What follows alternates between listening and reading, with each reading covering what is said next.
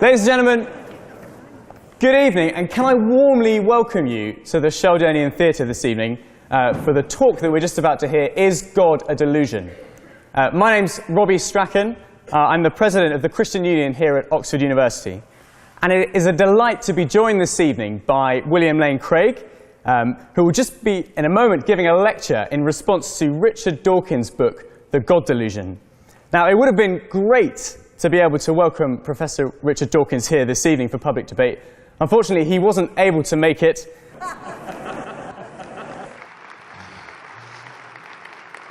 Richard Dawkins didn't show up for that debate at the Sheldonian Theatre last October. There was nothing in his place but an empty chair. But since he wasn't there in his place, we decided to get a panel of 3 Oxford professors to respond to my talk instead. We had a good time. But having watched the Republican National Convention last month, I now realize that I missed my chance that night at the Sheldonian Theatre through the magic of Eastwooding. That empty chair would have sufficed very nicely for a dialogue with Professor Richard Dawkins. So, if I might invite the staff to bring out a chair for Professor Dawkins.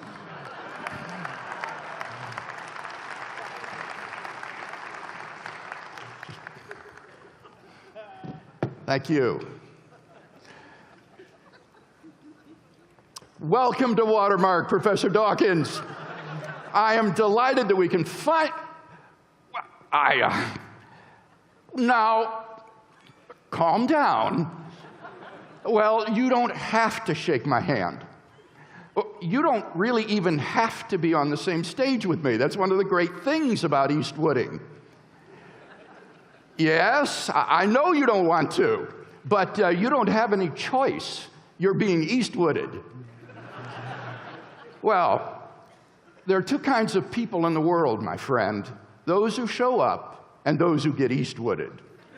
You get Eastwooded. So, here's what we're going to do.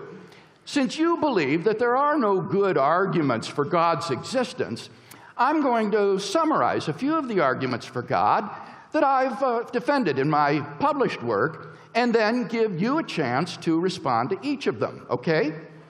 All right, here we go. The first argument I'd like to review is the cosmological argument. We can formulate it in 3 simple steps. 1, if the universe began to exist, then the universe has a cause. 2, the universe began to exist. 3, therefore, the universe has a cause. They're on the screen right here, if you just look over your right shoulder. Yes, there they are. And then, having once arrived at the conclusion that the universe has a cause, we can inquire what properties such a cause of the universe must have. Now, premise 1 seems to me to be obviously true, at least more so than its negation. To suggest that things could just pop into being, uncaused, out of nothing, is literally worse than magic. I mean, when a magician pulls a rabbit out of the hat, at least you've got the magician, not to speak of the hat.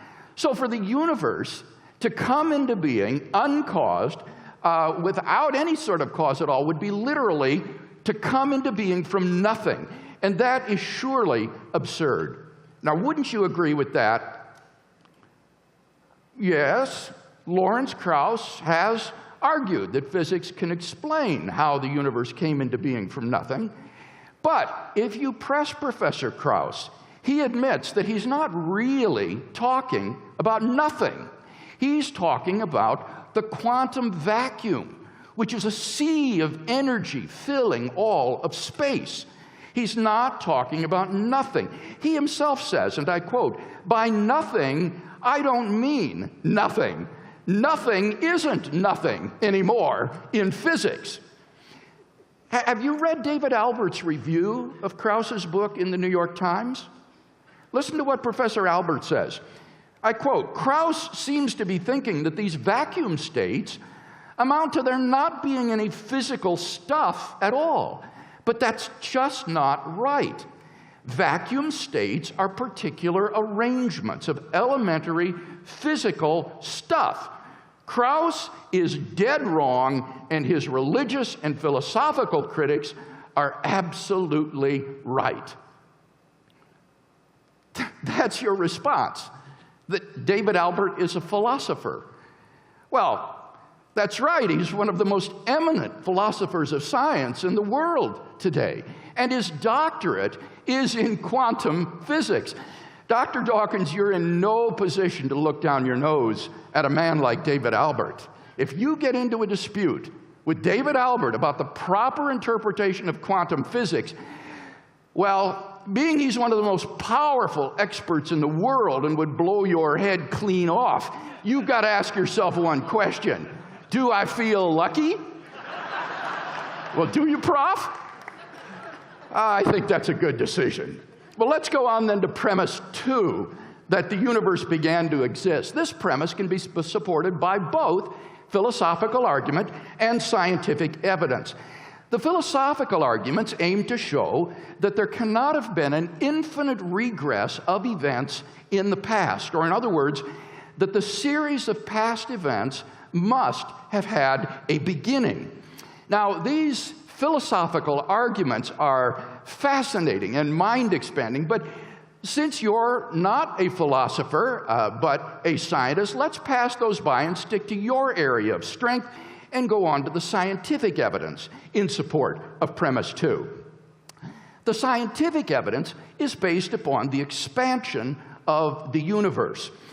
We now have pretty strong evidence that the universe is not eternal in the past, but had an absolute beginning a finite time ago. In 2003, 3 cosmologists, Arvin Bord, Alan Guth, and Alexander Vilenkin, were able to prove that any universe, which has on average been expanding throughout its history, cannot be eternal in the past, but must have had an absolute beginning. Even if our universe is just a tiny part of a much broader multiverse, their theorem implies that the multiverse itself must have had an absolute beginning.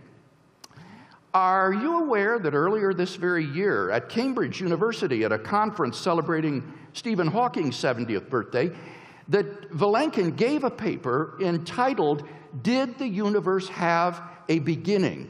in which he surveys current cosmology with respect to this question. He concluded, and I quote, "None of these scenarios can actually be past eternal." He concluded, all the evidence we have says that the universe had a beginning. Now, that's a remarkable statement. Vilenkin does not say that the evidence for a beginning outweighs the evidence against a beginning.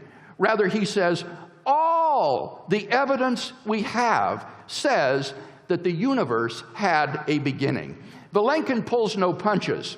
He writes, and I quote, "It is said that an argument is what convinces reasonable men, and a proof is what it takes to convince even an unreasonable man. With the proof now in place, cosmologists can no longer hide behind the possibility of a past eternal universe.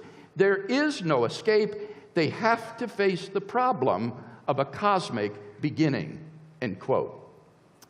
So, Professor Dawkins, do you have any response to this scientific evidence in support of premise 2? No. Well, then it follows logically from the 2 premises that therefore the universe has a cause. Oh, this is where you object. Okay, what is your objection then? So you think that there's absolutely no reason to endow this cause with any of the properties normally ascribed to God. Well, let's see. Let's just think together about what properties the cause of the universe must possess. By the very nature of the case, as the cause of space and time, this entity must transcend space and time. and therefore exists spacelessly and timelessly, at least without the universe. This transcendent cause must therefore be changeless and immaterial, since anything that is timeless must be unchanging, and anything that is material is constantly changing, at least at the atomic and molecular levels. Such a cause must also be beginningless and uncaused, since we've seen there cannot be an infinite regress of causes. This entity must be unimaginably powerful, since it brought the entire universe into being without any material cause. Finally, I think that such a first cause is very plausibly personal. Let me give two reasons for this conclusion. First, the personhood of the first cause is implied by its timelessness and immateriality. The only candidates we know of that could be timeless and immaterial entities are either unembodied minds or abstract objects, like numbers. But here's the rub. Abstract objects don't stand in causal relations. That's part of the definition of what it means to be abstract. The number 7, for example, has no effect upon anything, and therefore it follows logically that the transcendent cause of the universe must be an unembodied mind. Secondly, this same conclusion is implied by the origin of an effect with a beginning from a beginningless cause. Just ask yourself the question, how else could a timeless cause give rise to a temporal effect with a beginning like the universe? If the cause were a mechanically operating set of necessary and sufficient conditions, then the cause could never exist without its effect. Once the cause is given, the effect is given as well. To illustrate, the cause of water's freezing is the temperature being below 0 degrees centigrade. If the temperature were below 0 degrees centigrade from eternity past, then any water that was around would be frozen from eternity. It would be impossible for the water just to begin to freeze a finite time ago. If the cause is permanently present, then the effect should be permanently present as well. So, in the case of the universe, how can the cause be timeless and permanent, and yet the effect only begin to exist a finite time ago? Well, it seems to me that the only way out of this dilemma is if the cause is a personal agent endowed with freedom of the will, who can therefore spontaneously create a new effect without any antecedent determining conditions. For example, a man who has been sitting from eternity could freely will to stand up, and thus you would have an effect with a beginning arise from an eternal cause. And thus we're brought not merely to a transcendent cause of the universe, but to its personal creator. So, on the basis of the cosmological argument, we can conclude that a personal creator of the universe exists, who is uncaused, beginningless, spaceless, timeless, immaterial, and unimaginably powerful. Now, those are certainly some of the properties that are normally ascribed to God. Well, right. The argument doesn't prove this cause to be omnipotent, omniscient, omnipresent, good, creative of design, or listening to prayers, reading innermost thoughts, or forgiving sins. But so what? The argument doesn't try to prove such thing. It would be a bizarre form of atheism, indeed not worth the name, which believed that there exists an uncaused, beginningless, spaceless, timeless, immaterial, unimaginably powerful, personal creator of the universe, who may, for all we know, also have the properties mentioned by you. Well, we don't need to call this personal creator God, if you find that unhelpful or misleading. But nevertheless, the point remains that a being such as I just described must exist, and you've said nothing to show the contrary.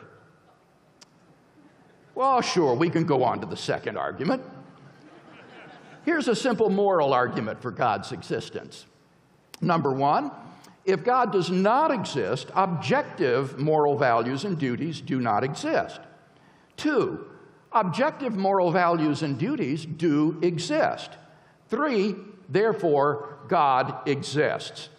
Now, what makes this little argument so powerful is that most people believe in both of the premises. They just never put two and two together to draw the logically necessary inference.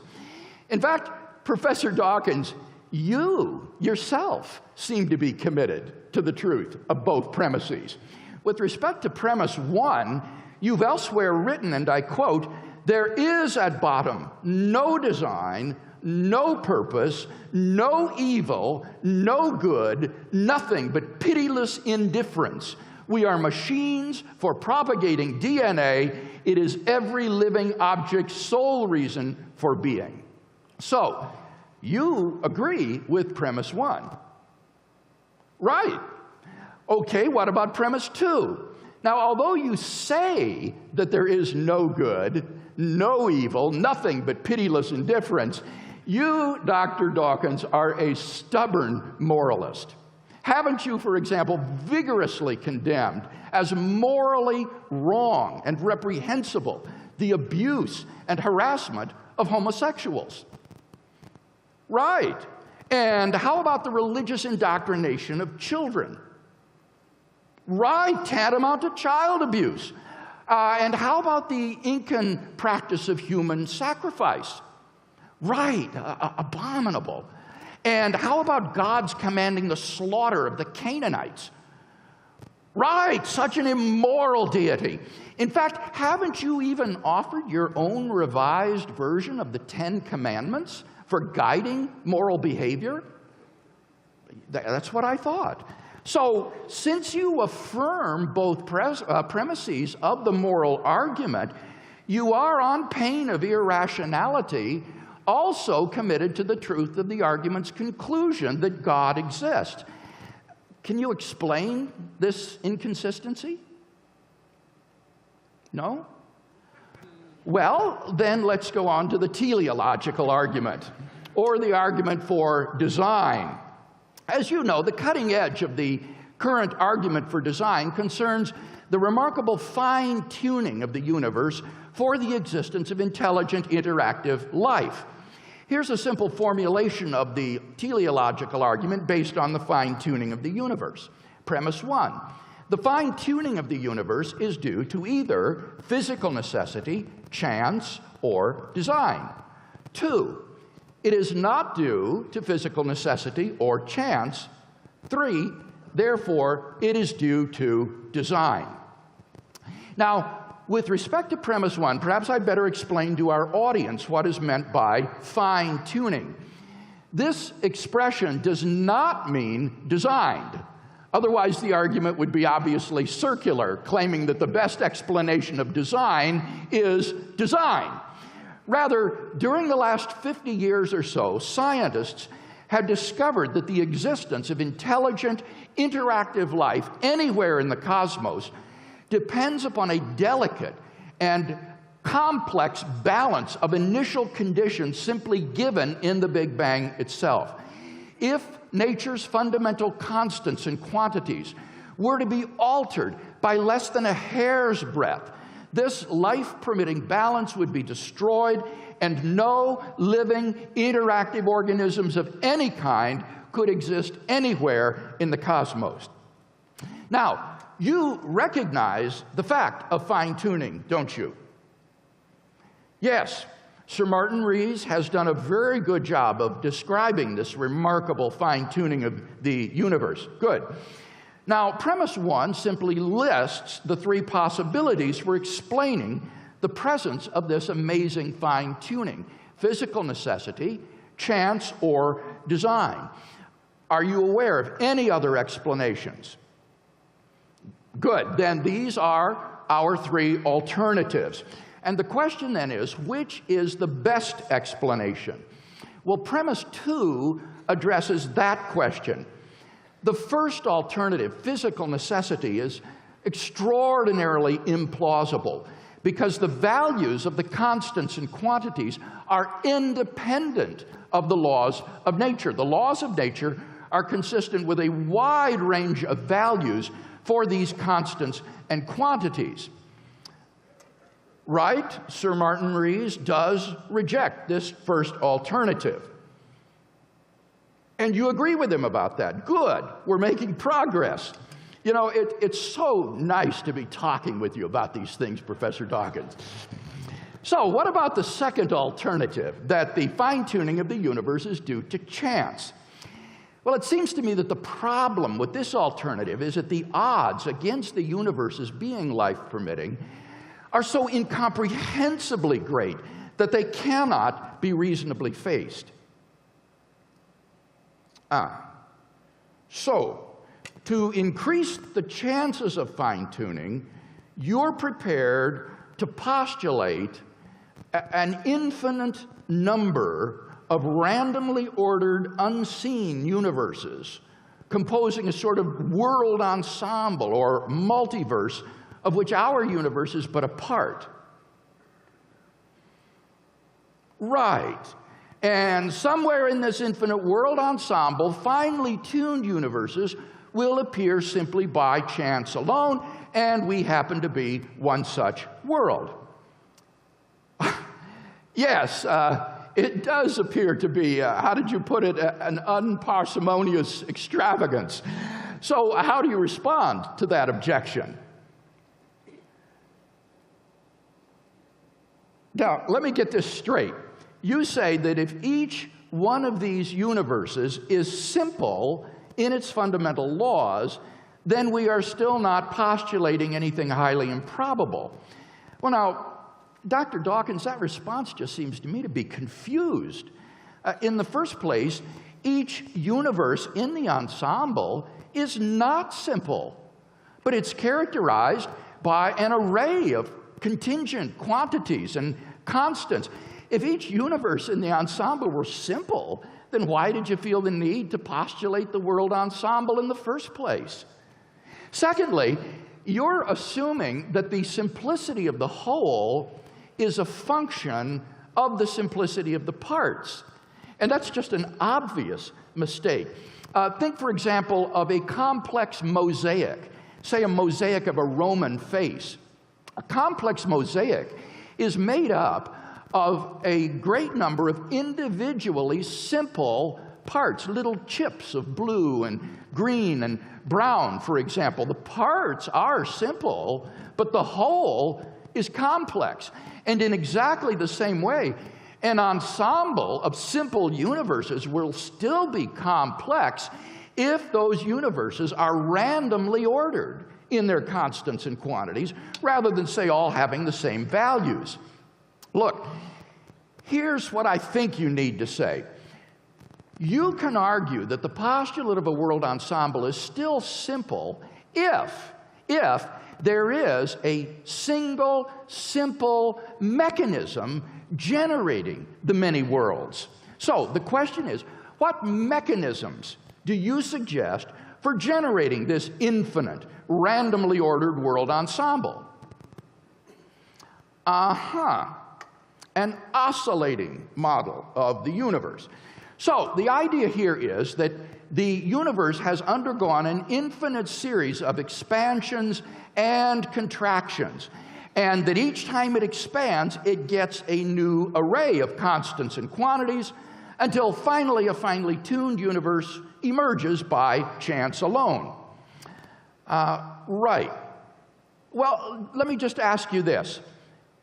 Are you familiar, Dr. Dawkins, with the many difficulties facing oscillatory models of the universe, which have caused contemporary cosmologists to be skeptical of them? Well, all right, never mind. You can find the references in my book, Reasonable Faith. Here's the fundamental point, however. Even if the universe could oscillate from eternity past, such a universe would require an infinitely precise fine-tuning of its initial conditions in order to persist through an infinite series of cycles. So the mechanism you're proposing is not simple. In fact, it's exactly the opposite. It is fine-tuning of an infinitely precise variety. Moreover, such a universe involves a fine-tuning of a very bizarre sort because the initial conditions have to be set at minus infinity in the past. But how can that be done if there never was a beginning? Oh, okay, you've got other possible mechanisms. Okay, what's that? Oh my goodness, Lee Smolin's evolutionary cosmology. All right, let me explain to our audience that according to this conjecture, black holes are portals to baby universes being birthed by ours. Universes which produce lots of black holes will therefore produce lots of offspring and therefore have an evolutionary advantage over time. Now, since black holes are the result of star formation, and stars favor planets where life can evolve, the unintended effect of evolutionary cosmology is to make life-permitting universes more probable. Well, Dr. Dawkins, there are numerous problems with Lee Smolin's evolutionary cosmology. But the fatal assumption in the theory was his assumption that universes which produce lots of black holes also produce lots of stable stars. In fact, it turns out that the exact opposite is true. The most proficient producers of black holes will be universes which form primordial black holes prior to star formation, so that life-permitting universes would actually be weeded out by Lee Smolin's evolutionary cosmology. So it turns out that Smolin's scenario would actually make the existence of a life-permitting universe even more improbable. Do you have anything else to suggest? No. Well, neither of the ones that you've suggested is even tenable, much less simple. So I guess you haven't shown that your postulation of a randomly ordered world ensemble isn't an unparsimonious extravagance. But are you aware, Professor Dawkins, that there are even worse problems with the world ensemble hypothesis? Well, your colleague, Roger Penrose at Oxford University, has shown that if our universe is just a member of a randomly ordered world ensemble, then it is inconceivably more probable that we should be observing an island of order no larger than our solar system. In fact, the most probable observable universe is one in which a single brain fluctuates into existence out of the quantum vacuum and observes its otherwise empty world.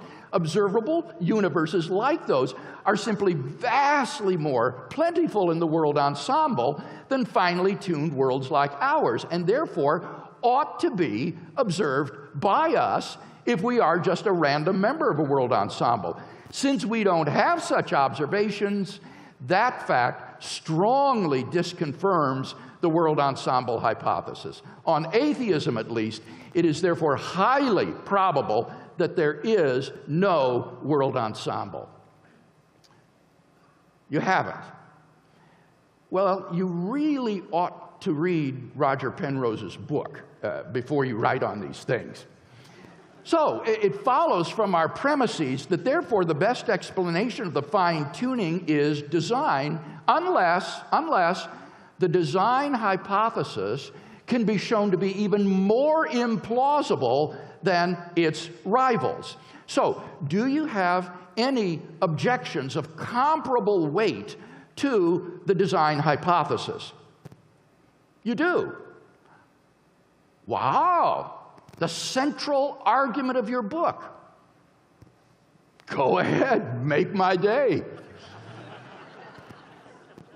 Who designed the designer? That's it? That's supposed to outweigh all of the objections against the world ensemble hypothesis. Well, it seems to me that that question has no weight at all, Professor Dawkins. It comes down to this, basically.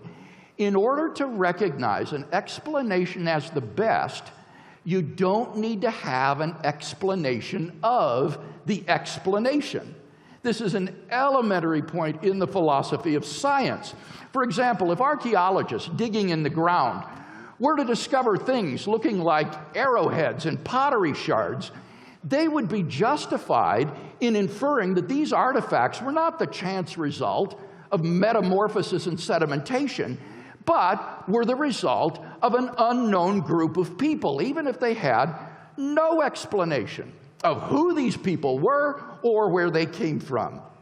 Or again, if astronauts were to discover a pile of machinery on the backside of the moon, they would be justified in inferring that this was the product of intelligent agents, even if they had no idea whatsoever who these agents were or how they got there. In order to recognize an explanation as the best, you don't need to have an explanation of the explanation. In fact, when you think about it, such a principle leads immediately to an infinite regress, so that nothing could ever be explained and science would be destroyed. For before any explanation could be accepted, you'd have to have an explanation of the explanation. But before you could accept that, you'd need an explanation of the explanation of the explanation. But before you could accept that, you'd need an explanation of the explanation of the explanation of the explanation. And before you could accept that, and so on, nothing would ever be explained. So, in the case of the fine-tuning, in order to recognize that intelligent design is the best explanation, you don't need to be able to explain the designer. Whether the designer has an explanation can be simply left an open question for future inquiry. What? If the designer is God, then the designer is just as complex as the thing to be explained, and so no explanatory advance is made. But Dr. Dawkins, you ought to realize, as a scientist, that simplicity is not the only criterion that scientists use in assessing rival explanations. Things like explanatory power, explanatory scope, and so forth are equally or more important. A hypothesis which has great explanatory scope might be more complex than a rival explanation, but still be preferred because it explains more things. Simplicity is not the only or even the most important criterion for assessing competing theories. But leave that point aside. The more fundamental mistake that you're making is the assumption that God is just as complex as the universe. That's plainly false. As a pure mind or consciousness without a body, God is a remarkably simple entity. A mind or a soul is not a physical object composed of parts, and therefore it is startlingly simple. Now, certainly, a mind may have complex ideas. It might be thinking of the infinitesimal calculus, for example. But a mind itself is a remarkably simple entity, not being composed of parts. You've obviously confused a mind's ideas, which may indeed be complex, with a mind itself, which is a remarkably simple entity. And therefore, postulating a divine mind behind the cosmos most certainly does represent an advance in simplicity, for whatever that might be worth. Oh, you've been told this before by philosophers and theologians like Richard Swinburne and Keith Ward. If only you'd listened to them. So, to sum up, of the three alternatives before us, physical necessity, chance, or design, the most plausible explanation of the cosmic fine-tuning is design. Well, Dr. Dawkins, in American baseball, we say 3 strikes and you're out. But let me give you a bonus swing. Let's talk finally about the famous ontological argument. The version I'll present comes from the American philosopher Alvin Plantinga. By the way, did you know that Plantinga would like to debate you? Yes, I'm serious. He told me so. Would you be willing to take him on? Yes, he is a philosopher. Well, okay, if you change your mind, he's ready and waiting. Plantinga's version of the ontological argument is formulated in terms of possible worlds. Now, for those in our audience who aren't familiar with the language of possible worlds, let me explain that by a possible world, I don't mean a planet or even a universe or any concrete reality. Rather, I simply mean a complete description of reality, a way reality might be. To say that God exists in some possible world is to say that there's a possible description of reality that could be true that includes the statement, God exists, as part of that description. Now, in his version of the ontological argument, Plantinga conceives of God as the greatest conceivable being, a maximally great being. So, what would such a being be like? Well, he would be all-powerful, all-knowing, all good, and he would exist in every logically possible world. A being which lacked any of those properties would not be maximally great. We could conceive of something greater.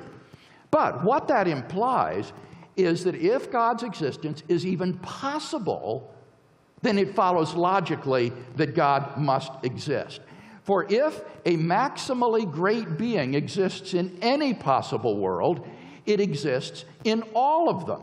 That's part of what it means to be maximally great, to be all-powerful, all-knowing, all-good in every possible world. So if God's existence is even possible, he exists in every logically possible world, and therefore in the actual world. We can summarize this argument as follows. 1, it's possible that a maximally great being, aka God, exists. 2, if it's possible that a maximally great being exists, then a maximally great being exists in every possible world.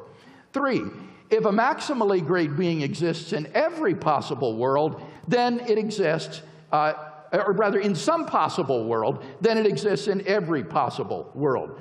4, if a maximally great being exists in every possible world, then it exists in the actual world. 5, if a maximally great being exists in the actual world, then a maximally great being exists. 6, therefore, a maximally great being exists. Now, it might surprise you to learn that premises 2 to 6 of this argument are relatively uncontroversial. Most philosophers would agree that if God's existence is even possible, then it follows logically that God must exist. The principal issue to be settled with respect to Plantinga's ontological argument is premise 1. It's possible that a maximally great being exists. The atheist has got to say that it's impossible that God exists. You've got to say that the concept of God is incoherent, like the concept of a married bachelor or a round square. But the problem is that the concept of God just doesn't appear to be incoherent in that way. The idea of a being which is all-powerful, all-good, all-knowing in every logically possible world seems to be perfectly coherent. Oh, so you think you can formulate a parody of the ontological argument to prove that God does not exist? Okay, let's hear it. And so the claim is that a God who created everything while not existing is greater than a being who exists and created everything. Oh, Richard, your argument doesn't undermine the ontological argument, it actually reinforces it. For the idea of a being which creates everything while not existing is logically impossible. There is no possible world in which there exists a non-existent being who creates the world. Now, if the atheist is to maintain, as he must, that the concept of God is similarly impossible, then the concept of God would have to be incoherent in that way. But the problem is, it's not. And that supports the plausibility of premise one. You did. And how did the philosophers and theologians at that conference react to your objection? They had to resort to modal logic to refute your objection. Dr. Dawkins, this is just embarrassing. The ontological argument just is an exercise in modal logic, the logic of the possible and the necessary. I can just imagine what a spectacle you must have made of yourself at that conference. Oh, you've got to go home now. Okay, go ahead. Thanks for joining us. Say hello to John Lennox for me. Boy, I guess that's what happens when someone starts pontificating about things he just doesn't understand. A man's got to know his limitations.